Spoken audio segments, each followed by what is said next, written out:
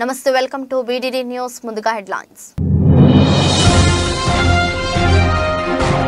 50 ఏళ్ల కిందటి scene repeat Oscar వేదికపైకి నగ్నంగా వచ్చిన నటుడు జాన్ సీనా ఏడారి దేశంలో కుండపోత వర్షాలు నదులను తలపించిన రహదారులు పలు విమానాలు రద్దు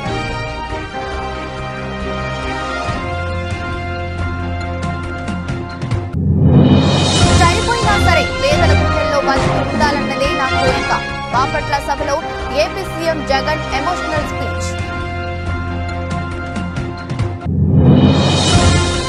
సీఎం జగన్ పులివెందుల పర్యటన పులివెందులలో వైఎస్ఆర్ మెడికల్ కాలేజీ ఆసుపత్రిని ప్రారంభించిన వైఎస్ జగన్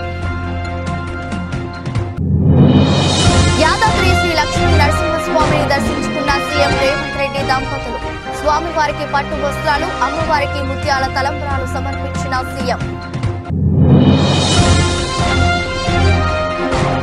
ఆస్కార్ వేదికపై మరోసారి మెరిసిన ఆర్ఆర్ఆర్ వీడియో వైరల్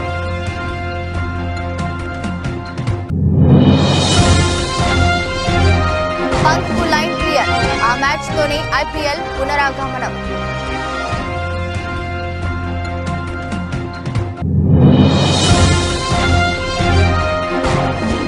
ఒడిదుడుకుల్లో దేశీయ మార్కెట్లు నష్టాల్లో హెచ్డిఎఫ్సి బ్యాంక్ షేర్లు ప్రపంచ సినీ రంగంలో అత్యంత ప్రతిష్టాత్మకంగా భావించే ఆస్కార్ అవార్డుల వేడుక లాస్ ఏంజల్స్ లోని డాల్బీ థియేటర్లో అట్టహాసంగా జరుగుతున్నాయి 96వ అకాడమీ అవార్డుల ప్రధానోత్సవ వేడుకకు దేశ విదేశాల నుంచి సినీ తారలు హాజరయ్యారు ఈ అవార్డుల ప్రధానోత్సవం కార్యక్రమంలో ఊహించని ఘటన చోటు చేసుకుంది ఓ నటుడు నగ్నంగా వేదికపైకి వచ్చి అందరినీ ఆశ్చర్యానికి గురిచేశాడు ప్రముఖ హాలీవుడ్ నటుడు రెజ్లర్ జానీ సీనా గురించి హాలీవుడ్ సినీ ప్రేమికులకు ప్రత్యేకంగా పరిచయం అక్కర్లేదు పలు యాక్షన్ మూవీల్లో నటించి తనకంటూ ప్రత్యేక గుర్తింపు తెచ్చుకున్నాడు తాజాగా 96వ అకాడమీ అవార్డుల వేదికల్లో ఎవరు ఊహించని అవతారంలో ఎంట్రీ ఇచ్చాడు ఒంటి మీద నూలు పోగు లేకుండా ఆస్కార్ వేదికపైకి వచ్చి అందరినీ షాక్కు గురిచేశాడు అంతేకాదు బెస్ట్ కాస్ట్యూమ్స్ విజేతను కూడా ప్రకటించాడు పూర్ థింగ్స్ మూవీకి ఉత్తమ కాస్ట్యూమ్ డిజైన్ విభాగంలో ఆస్కార్ లభించింది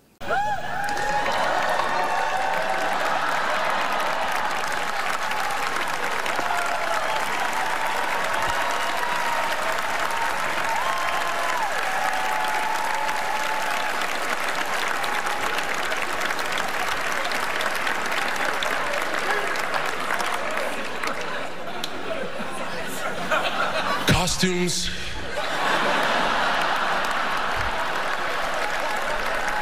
They are so important.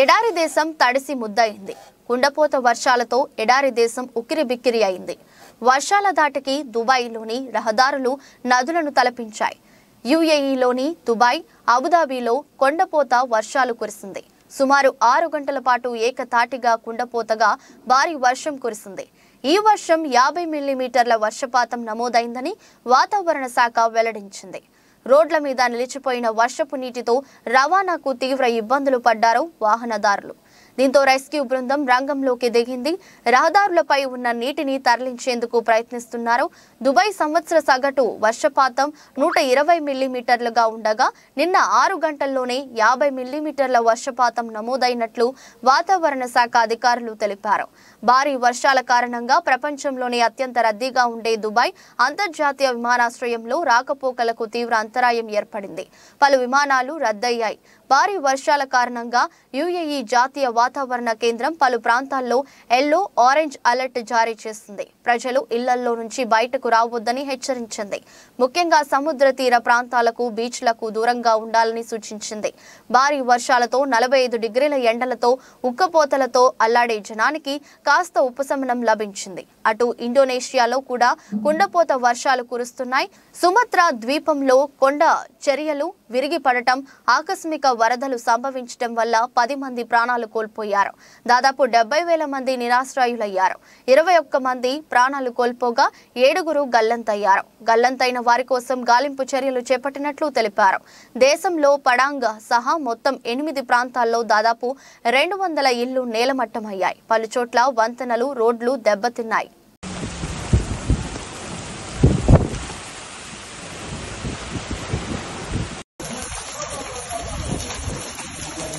ما شاء الله على البرد. يا سلام يا سلام.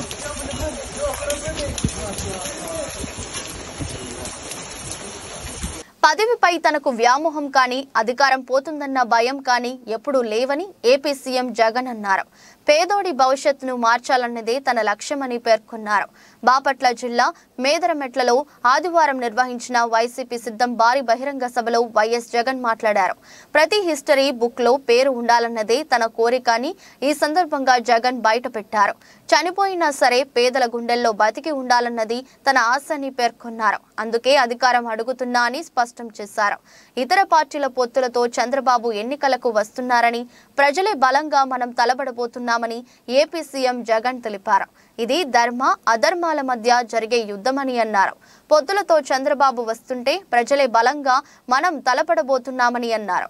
రాబోయే కురుక్షేత్రంలో శ్రీకృష్ణుడి పాత్ర ప్రజలదే అని పేర్కొన్నారు. ఈ యుద్ధంలో అర్జునుడి పాత్ర తనదని అన్నారు. కౌరవ సైన్యంపై యుద్ధం చేయబోతున్నామని, జమ్మి చెట్టు మీద ఇంతకాలం దాచిన ఓటు అనే ఆయుధాన్ని ప్రయోగించాల్సిన సమయం వచ్చిందని జగన్ పిలుపునిచ్చారు.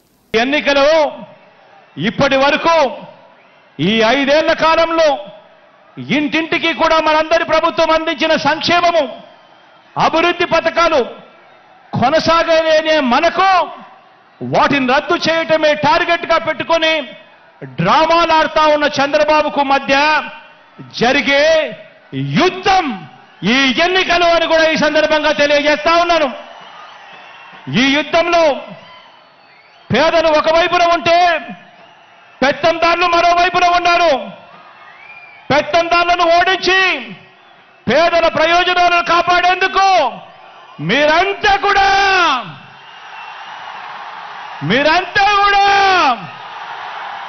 సిద్ధమేనా అడుగుతా ఉన్నాను. ఈ యుద్ధం మాట ఇచ్చి నిలబెట్టుకున్న మనకు మాట తప్పడమే అలవాటుగా ఉన్న వారికి మధ్య ఈ యుద్ధం, ఇది విశ్వసనీయతకు వంచనకు మధ్య జరుగుతా ఉన్న యుద్ధం. ఈ యుద్ధంలో వంచకుల్ని, వెన్నుపోటుదారులను ఓడించేందుకు మీరంతా కూడా సిద్ధమేనా అడుగుతా ఉన్నాను. జరగబో దేవుడి దయ, ప్రజలందరి చల్లని దీవెనలతో కేవలం 2 నెలల్లోగా మరో 5 ఏళ్లు ప్రజలు మెచ్చిన పాలన అందించేందుకు,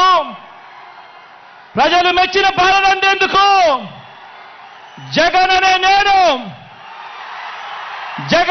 నేను మీ సేవకుడిగా సిద్ధమని చెప్పి ఈ సందర్భంగా చెప్తా ఉన్నాను.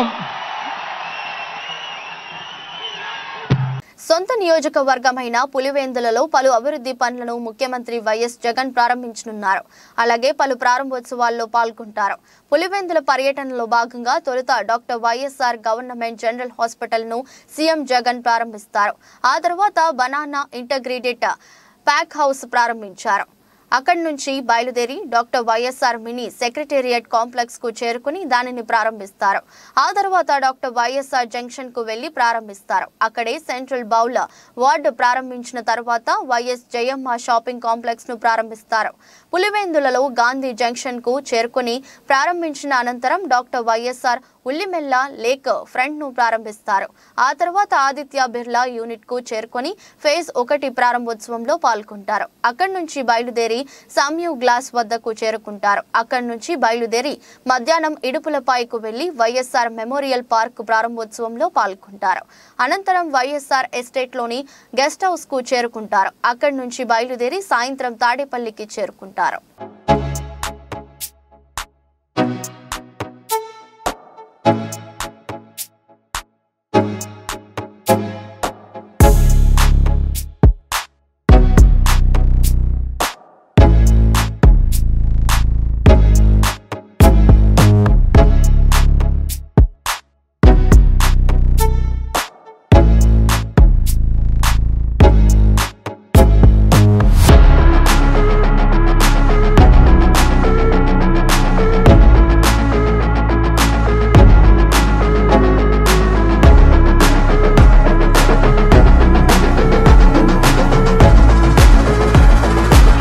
లక్ష్మీ నరసింహస్వామి దేవస్థానం వార్షిక బ్రహ్మోత్సవాల సందర్భంగా యాదాద్రి చేరుకున్న ముఖ్యమంత్రి రేవంత్ రెడ్డి దంపతులకు ఆలయ అర్చకులు పూర్ణ కుంభంతో స్వాగతం పలికారు.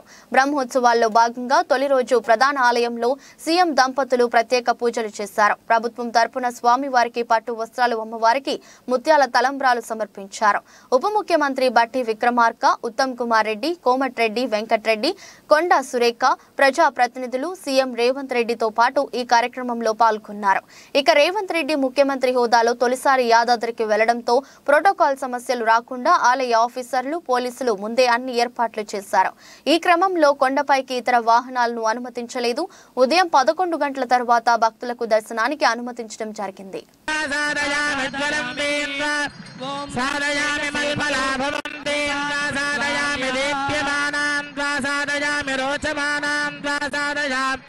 निदस्रां वासादयामि बृहद्योतिरं वासादयामि बोधयं दें वासादयामि जाग्रतीं वासादयामि उद्वेप्यस्वजातवेदो भग्नन्निरतिं मम पशुपुष्टमह्यमावह जीवनन्ददिशो दिशा दीपराजाय नमः एते गन्धाक्षरपुष्पधूपदे पूत्तरयाभरणाद्यलङ्कारा सर्वोपचाराः दूरे चित्सन्दामरुषा स इन्द्रवाच्या वयन्तु सख्याय विप्रम् यद्गायत्रीं बृहते मर्कमस्मै सौत्रामन्यादधूषन्त देवाः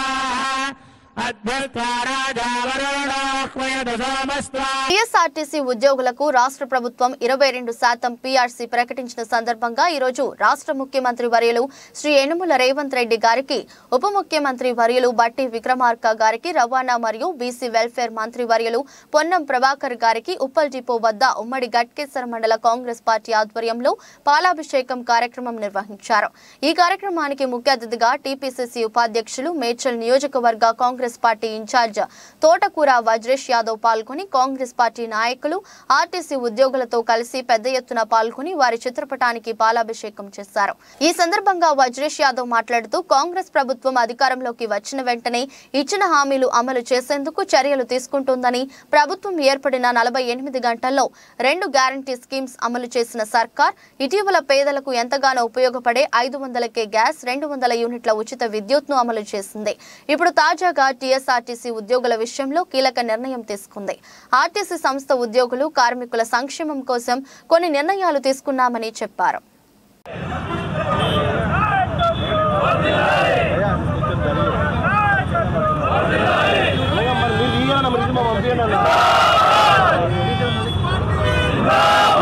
ఎక్కువైతుంది ఈ మధ్యన.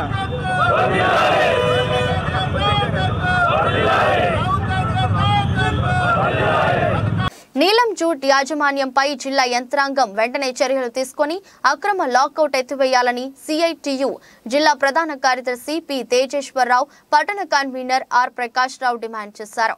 నీలం జూట్ మిల్ అక్రమ లాకౌట్ వెంటనే ఎత్తివేయాలని, పరిశ్రమను వెంటనే తెరిపించి కార్మికులందరికీ ఉపాధి కల్పించాలని, జిల్లా యంత్రాంగం వెంటనే జోక్యం చేసుకుని కార్మికులకు న్యాయం చేయాలని కోరుతూ నీలం జూట్ కార్మిక సంఘం ఆధ్వర్యంలో సోమవారం శ్రీకాకుళం కలెక్టరేట్ వద్ద ధర్నా నిర్వహించారు.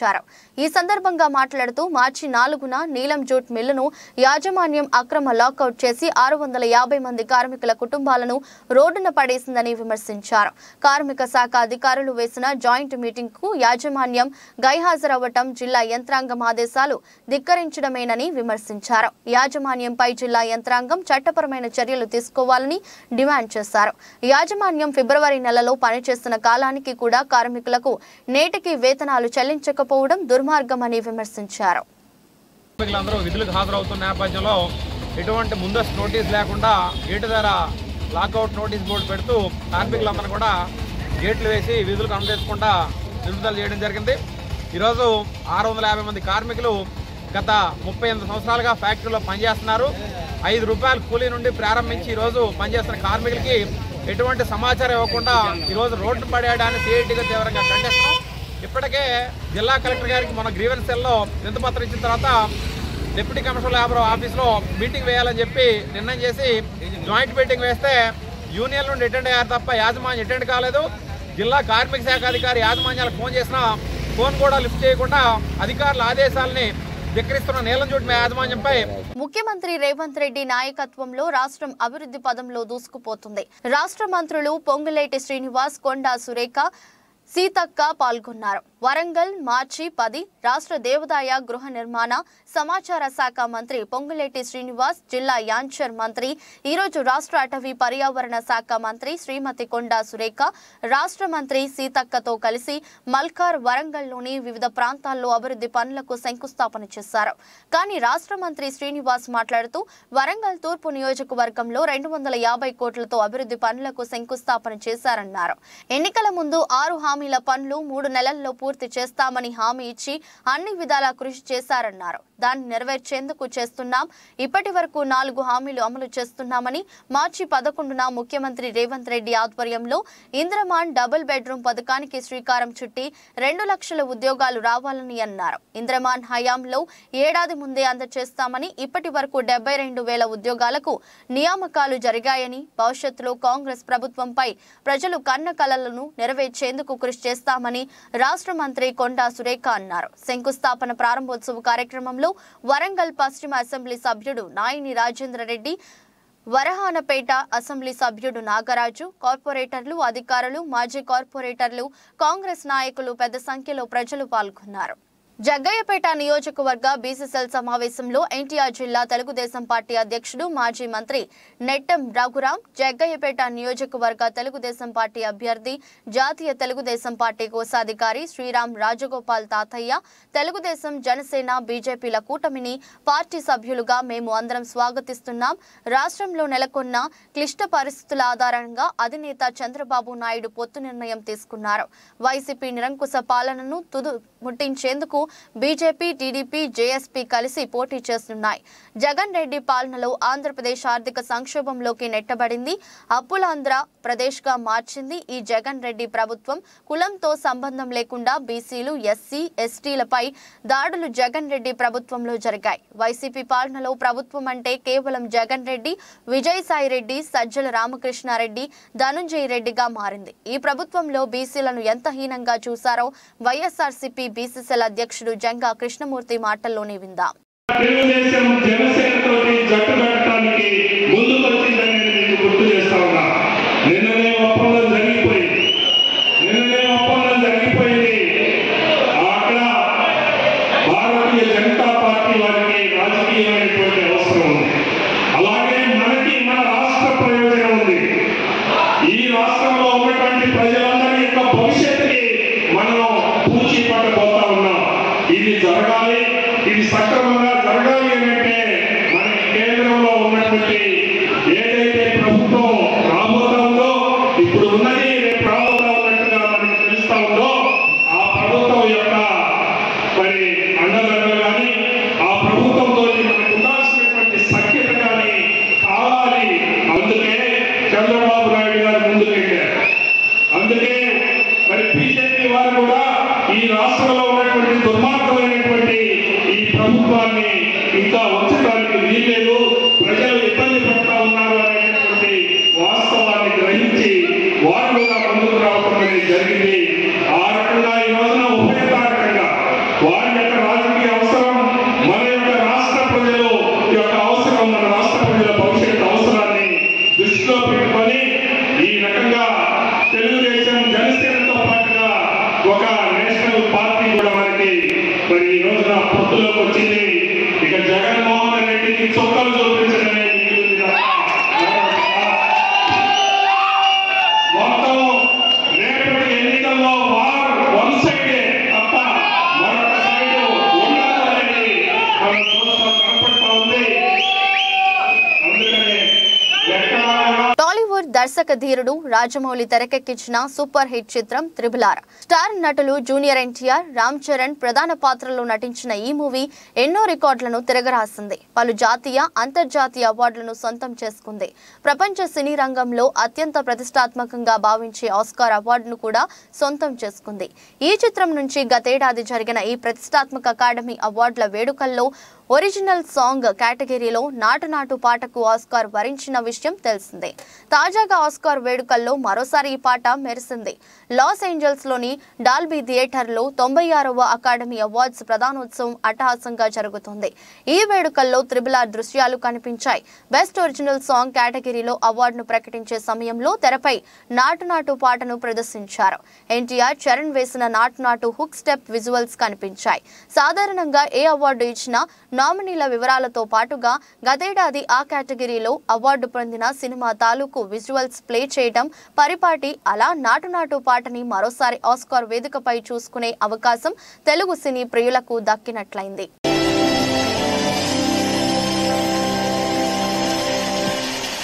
భారత star wicket keeper Rishabh Pant పునరాగమనంపై నెలకొన్న పలు సందేహాలకు తెరపడింది.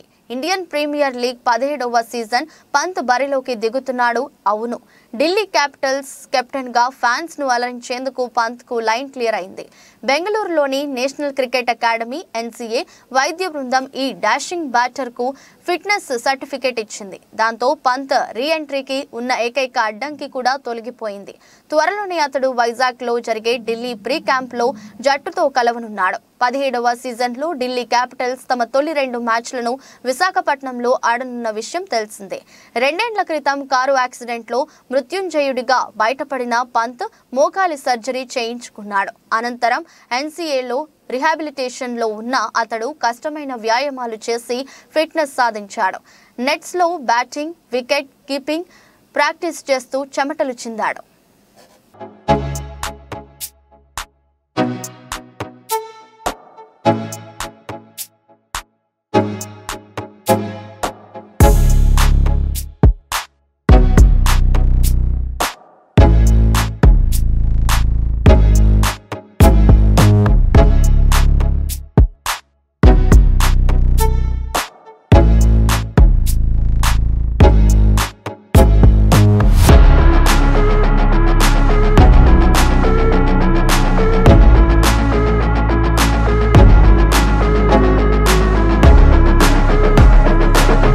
ఉదయం 9:28 సమయంలో బెంచ్ మార్క్ సూచి సెన్సెక్స్ సూచి 59 పాయింట్లు కోల్పోగా నిఫ్టీ సూచి 9 పాయింట్ల స్వల్ప నష్టాలతో ట్రేడింగ్ కొనసాగిస్తున్నాయి.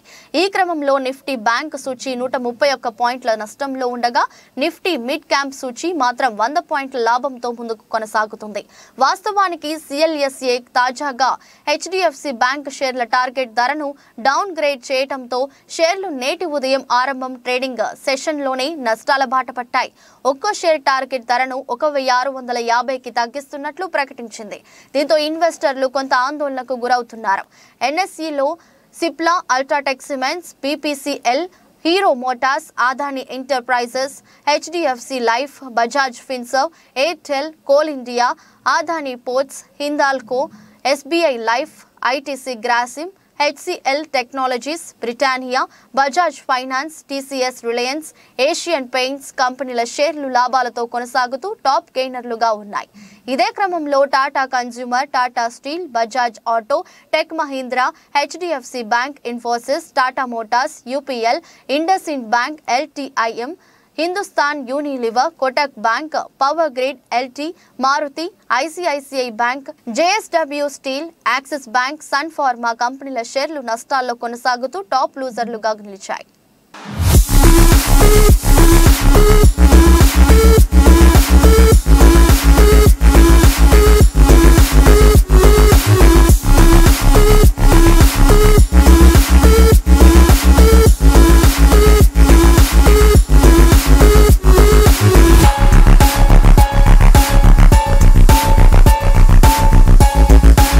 వార్తలు ముగించే ముందు మరోసారి హెడ్లైన్స్.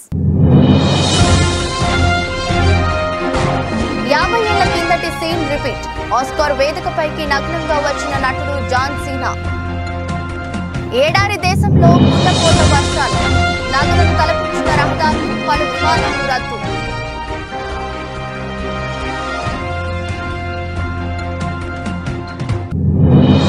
చనిపోయినా సరే పేదల గుండెల్లో బతికి ఉండాలన్నదే నా కోరిక. బాపట్ల సభలో AP CM Jagan emotional speech. CM Jagan Pulivendula పర్యటన పులివెందులలో వైఎస్ఆర్ మెడికల్ కాలేజీ ఆసుపత్రిని ప్రారంభించిన వైఎస్ జగన్. యాదాద్రి శ్రీ లక్ష్మీ నరసింహస్వామిని దర్శించుకున్న సీఎం రేవంత్ రెడ్డి దంపతులు. స్వామివారికి పట్టు వస్త్రాలు, అమ్మవారికి ముత్యాల తలంబరాలు సమర్పించిన సీఎం. ఆస్కార్ వేదికపై మరోసారి మెరిసిన ఆర్ఆర్ఆర్ వీడియో వైరల్.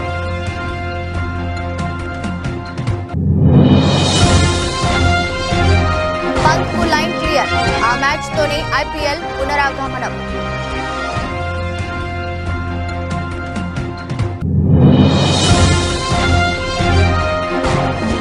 ఒడిదుడుకుల్లో దేశీయ మార్కెట్లు. నష్టాల్లో హెచ్డిఎఫ్సి బ్యాంక్ షేర్లు. ఇది రోజు బులెటిన్. మరో బులెటిన్లో మళ్ళీ కలుద్దాం. అంతవరకు సెలవు. నమస్కారం.